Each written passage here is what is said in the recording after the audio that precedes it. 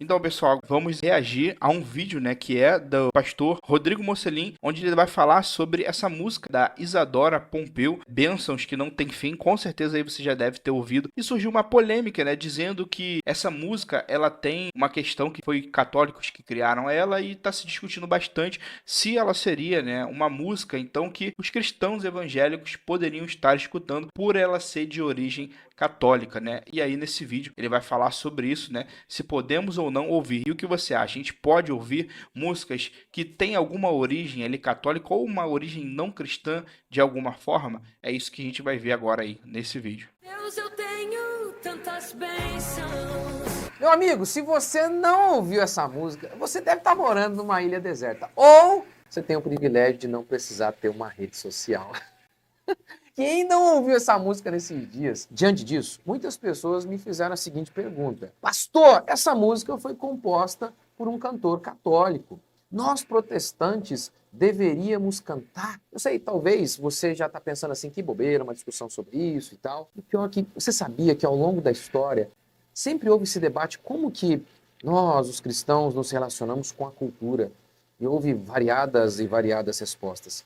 É mais complexo do que você imagina, mas vamos lá tentar responder essa pergunta. Curta, comente, se inscreva e bora para mais um. Isso aí é uma discussão, né, Felipe, que se tem muito, né, sobre essas questões. Ah, a gente pode usar coisas que não são cristãs, que foram feitas por ímpios e tudo mais, e isso se estende para tudo, né? Se estende para música, isso se estende para filme. As pessoas acabam levando muito só em consideração a questão da música, né? Mas se a gente for levar em consideração a música, a gente tem que levar em consideração o filme, a gente tem que levar em consideração roupa, que às vezes não é feito por cristão. Aí uns vão pro lado que vai dizer, não, a gente só pode ver tudo aquilo, escutar tudo aquilo que foi feito por um cristão. O problema dessa linha é que a gente não vai poder ver filmes que não são cristãos, a gente não vai poder escutar músicas que não são cristãs, tudo que não for relacionado a cristianismo e tiver alguma origem de paganismo, como até mesmo, por exemplo, o Natal, a gente não vai poder consumir. E outros que vão falar, não, a gente pode consumir de tudo, seja o que for. Primeiro, protestantes, nós poderíamos ouvir uma música composta por um católico? E obviamente eu estou partindo do pressuposto aqui de que eu acredito que essa música ela é boa, de que ela não tem ali nada antibíblico. Pelo menos essa é a minha percepção ao olhar a música. Eu gostei demais da música, vamos falar a verdade. Boa demais, a melodia é boa demais. Mas e aí, a gente pode, como protestante, não é? Vamos lá. No meio reformado, há algo conhecido como graça comum, que é o reconhecimento de que mesmo ímpios podem, ocasionalmente, falar verdades. Muitas vezes, isso é resumido assim: toda verdade é verdade de Deus. Agora, se a gente pensa, né, que a doutrina da graça comum, com isso queremos dizer que até homens mentirosos podem falar algumas verdades, isso me parece autoevidente. Eu creio que a Igreja Católica está essencialmente errada. Ela é apóstata. Mas a melhor definição sobre fé que eu ouvi foi de um católico. Eu não creio que eles possuam uma fé verdadeira. Até creio, não, pode ter algum católico ali, uma fé genuína, até creio, mas se ele é assim, ele vai sair dali. Ele não vai se sentir correto porque ele vê que aquilo ali está errado. Então, eu não creio que eles tenham a fé verdadeira. Mas, impressionantemente, certa vez eu vi um católico dando uma declaração extremamente espetacular sobre o que é fé. Então, sim, eu acredito que nós poderíamos cantar uma música que foi composta por um católico. Quando esta música não vai contra a nossa fé, quando encontra aí pontos de contato, ou melhor, a gente olha e fala, poxa, isso aqui tem tudo a ver com a minha fé, eu não vejo nenhum problema. Eu acho que deve ter que ter um equilíbrio, né? Como o Mocelin falou, realmente a gente vê, por exemplo, a gente tem aí cantores que se desviaram, ou seja, mostraram cantores gospels, né, que se desviaram, mas que as músicas deles eram muito boas e que são até utilizadas na igreja até hoje, né? Às vezes até depois do que aquele cara se desvia, a música continua sendo usada. Então, pelo menos eu penso que a letra sendo boa, a letra sendo bíblica, a gente pode usar, até porque se a gente for depender da origem, de que aquela pessoa seja santa, seja ultramente santa, como alguns pensam, né? Ou seja crente, muita coisa a gente não vai consumir. A gente vai deixar de consumir louvores, às vezes, de pessoas que se desviaram, mas que eram bons louvores. A gente, por exemplo, não vai consumir o inário de muitos hinos da harpa cristã, do hino do cantor cristão, do novo cântico, porque eles têm, por exemplo, melodia de Beethoven, melodia de cantores e tudo mais que nem cristãos eram. Algumas melodias de músicas, né, e tudo mais.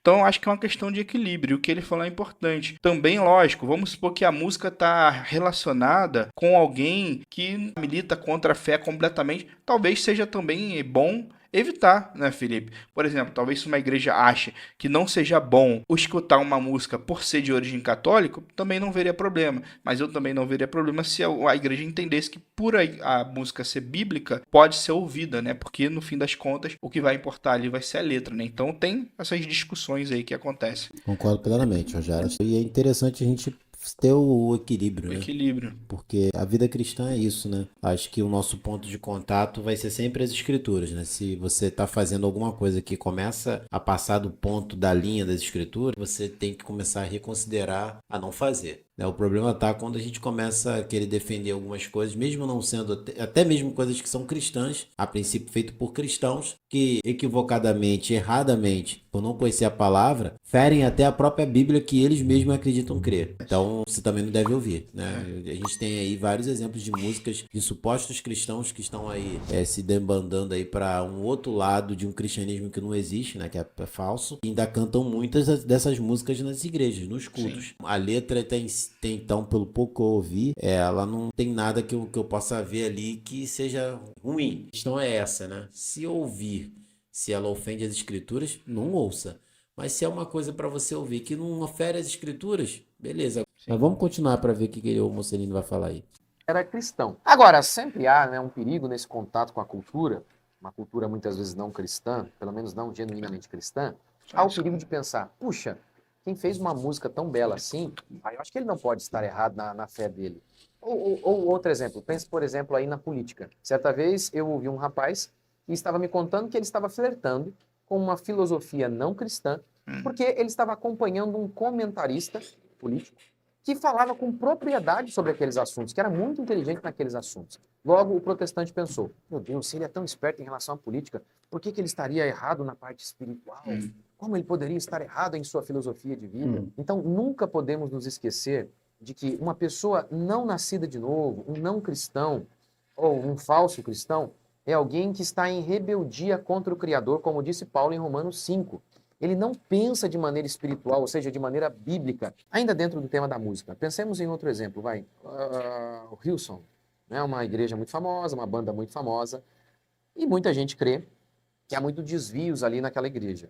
E algumas igrejas americanas adotaram a prática de não tocar as músicas deles. A posição não foi por achar que a música em si estaria errada, que haveria erro na música, mas por acreditar que existe erro na igreja. E assim, ao ouvirem as músicas, as pessoas poderiam ser seduzidas a consumirem também o conteúdo teológico da igreja e aí imitar os seus hábitos e costumes e até passarem a frequentar essa igreja, que na opinião de muita gente está completamente errado. A música é esse negócio que pode ter mesmo essa capacidade aí sedutora. Pense, por exemplo, num menino, num adolescente. O menino está ouvindo lá música de um cantor e o comportamento daquele cantor é bem ruim. Mas vamos supor, né, que a música seja boa. Vamos supor que aconteça isso. Ocasionalmente pode até acontecer. A música é boa, mas o cantor não é muito bom, não.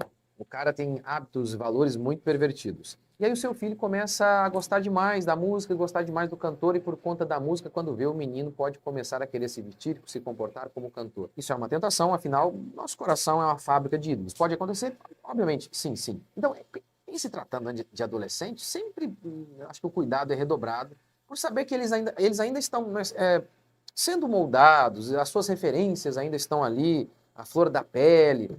Então, tem que tomar um cuidado maior. Mas no final, o que eu acredito é que a gente precisa mesmo fortalecer a fé de nossos irmãos na igreja e de nossos filhos em casa. Mas nesse caso, por exemplo, é uma música, a música inteira ali, você não tem nenhuma filosofia que é contra a sua fé. Eu realmente não vejo mal em ouvir uma canção dessa. Não é possível, né? Nossa fé não pode ser tão fraca que ouvir uma música boa de alguém que não tem a fé que você tem, pronto, já se desvia. É interessante isso, porque ele fala que isso requer maturidade. E como ele disse, né, se uma igreja achar por bem não escutar, não tocar a música, como ele falou, no caso do Hillsong, né, realmente eu não sei a fundo, mas eu sei que já teve vários escândalos, né, nesse ministério. E de fato, se uma igreja chega e fala, acho melhor a gente não tocar nada deles, para que de nenhuma forma a gente passe a impressão que a gente concorda com eles ou alguém seja influenciado pela teologia deles. Também não veria nenhum problema. problema. Mas não veria problema o contrário, de alguém maduro, que alguém que entende que não vai se basear na teologia de quem fez a música, mas somente consumir a letra, ter essa música talvez para ouvir no seu dia a dia, ou uma igreja que decidisse tocar. Então é o que o Mocelin falou, é a questão também de equilíbrio e uma questão de maturidade. Entender que a gente não vai se basear pela vida daquela pessoa que escreveu, mas puramente consumir uma letra que for boa ali, que for bíblica, né? Então, tudo isso aí tem que ser levado em consideração. Como eu falei, eu não vejo errado nenhum dos lados, né? Quem escuta uma música que é bíblica, mas que foi, talvez, que tenha uma origem ali de alguém que não é cristão ou algo do tipo, ou como católica aí no caso, mas também não vejo problema as igrejas que acham por bem excluir essas músicas por precaução, né? Então, as duas coisas para mim não teria problema. É isso aí. Eu acho que foi bem claro aqui, né? Fala mais do equilíbrio, né? Até porque a questão e tudo do vídeo e da canção é uma canção que, no geral, ela não é uma canção totalmente antibíblica, né? Então, se pegar para analisar, às vezes pode ser que essa canção seja melhor do que muitas canções de muita gente que se diz ser cristã e que a letra, além de não ter sentido bíblico nenhum, é só barulho sem sentido. Eu vou te derrotar e você vai ver o quanto eu vou te derrotar, e quando eu passar por cima você vai ver cada coisa, né? Tem algumas letras assim mesmo, um gostinho de vingança. Essa canção ela até é um pouco mais light em relação a isso. Então eu acho que no sentido do equilíbrio, no sentido das canções, em questões culturais, em questões também de filmes, segue essa mesma linha. E eu acho que duas passagens que eu queria só deixar, que eu acho que fala muito sobre isso.